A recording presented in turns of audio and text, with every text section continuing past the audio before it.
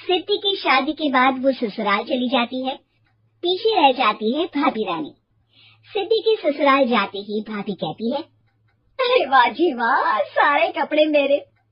हाय रे पैंट, अरे वाह वाह, मजा आ जाएगा। अरे ये सिद्धि की अलमारी के सामने खड़े होकर क्या बड़बड़ा रही है? जा जाकर देख मेहमानों को विदाई की मिठाई मिली कि नहीं। अब हाँ माँ जी, क्यों नहीं, लेकिन पहले कपड़े तो बदल लूं। अब रानी आ जाती है सिद्धि के उन कपड़ों में जो वो ससुराल जाने से पहले घर छोड़ जाती है। अरे रानी, कुछ दिन रुक जाती। अरे ये तो सिद्धि बिटिया को मैंने ही दिया था, बड़ा ही फबता था उस पर, तुझ पर तो कुछ खास नहीं लग रहा। अब वो ना मेरे सारे कपड़े गीले थे तो सोचा पहन लूं। वैसे भी सिद्धि को कौन सा दिन पुराने आउटडेटेड कपड़ों को पहनना है। वैसे भी ये सूट तो मैंने तभी पहना था, वैसे खास है भी नहीं है। हाँ ठीक है, लेकिन ना मेरी सिद्धि पर तो जमता था। सारे मेहमान चले जाते हैं और सिद्धि ससुराल से मायके पहली बार आती है। अपना घर, अपना कमरा, अपनी अलमारी। ये बोलकर जैसे ही सिद्धि अलमारी खोलती है तो सामने उसके कपड़ों की जगह कुछ और ही रखा होता है। माँ, ओ माँ, जरा कमरे में तो आना। सास और रानी वहाँ पहुँच जाते हैं। रानी ने पहनी होती है सिद्धि की जींस और टी शर्ट। अरे भाभी, ये क्या? ये तो मेरी बड़ी ही महंगी टी शर्ट है, इसे आपने घर में क्यों पहनी है? अरे बहुत मिलती है दीदी ये चौक की मार्केट में, 150 में। ओह भाभी प्लीज, ये एरोपोस्टल है, 2000 की एक टी शर्ट।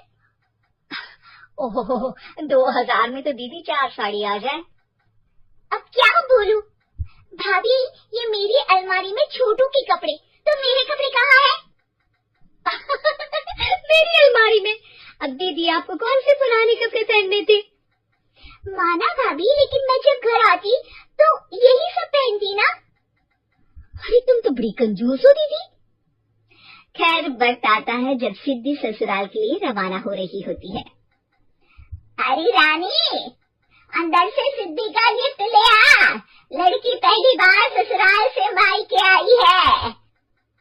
रानी अंदर जाती है और एक सिंपल सी साड़ी लेकर बाहर आ जाती है। ये लीजिए माँ जी। सास बेटी को गिफ्ट देकर ससुराल भेजती है। अगले दिन रानी एक सुंदर सी साड़ी पहनकर सामने आती है। अरे रानी, ये तो वो साड़ी है जो मैंने सिद्धि को देने के लिए दी थी जब वो ससुराल ले जाती, लेकिन ये तूने कैसे पहन ली? अरे माँ जी, ये साड़ी तो मुझे बहुत पहले से ही पसंद थी, लेकिन चिंता न करिए, मैंने सिद्धि के लिए भी अच्छी सी साड़ी दी है। हाँ। तभी सिद्धि का फोन आता है। क्या माँ, कुछ अच्छा तो दिया होता ससुराल ले जाने के लिए। अरे पहले दिखा दिया होता। ये चमकते हुए पैकेट में नौकरानी वाली साड़ी मत दिया करो माँ। अरे बेटे, वो तेरी भाभी ने ना गलती से उससे पैकेट बदल गया। हाँ, मैं कल ही तेरे भाई के हाथ से तेरा वाला पैकेट भेज दूंगी। अरे रहने दो माँ, आई एम श्योर भाभी ने अभी वही साड़ी पहनी होगी जो तुमने मेरे लिए रखी थी। तुम तो समझ नहीं पाई उनको। खैर छोड़ो, मैं ज्यादा बोलती अच्छी नहीं लगती, रहने दो, आपको उन्हीं के साथ रहना है, फिर बात करेंगे। सास को रानी पर गुस्सा आ जाता है। वो उसके कमरे में जाती है जहाँ वो शादी का एल्बम देख रही होती है। रानी, मार्केट जाकर एक ऐसी ही साड़ी लेकर आ, कल प्रतीक जाकर सिद्धि के घर दे आएगा। अरे क्यों माँ जी, कितनी साड़ी देनी है दीदी को? यहाँ कोई सेल लगी है क्या? अरे चुप कर, मेरे बेटी के हिस्से की साड़ी खुद पहन ली, अब ज्यादा ज्ञान बांट रही है। एक दिन सिद्धि का फोन आता है। माँ, मेरी सास ने आप सबको खाने पर बुलाया है। सारे लोग सिद्धि के ससुराल पहुँचते हैं। खाना खाकर वो लोग निकल रहे होते हैं कि सिद्धि की सास सभी को गिफ्ट देती है।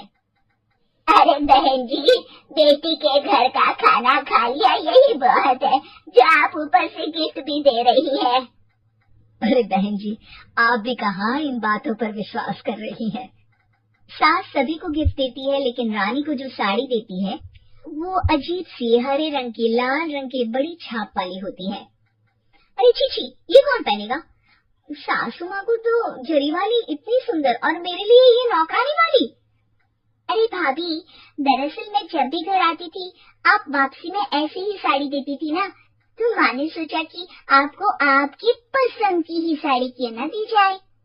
बेचारी रानी, बोलती भी तो क्या।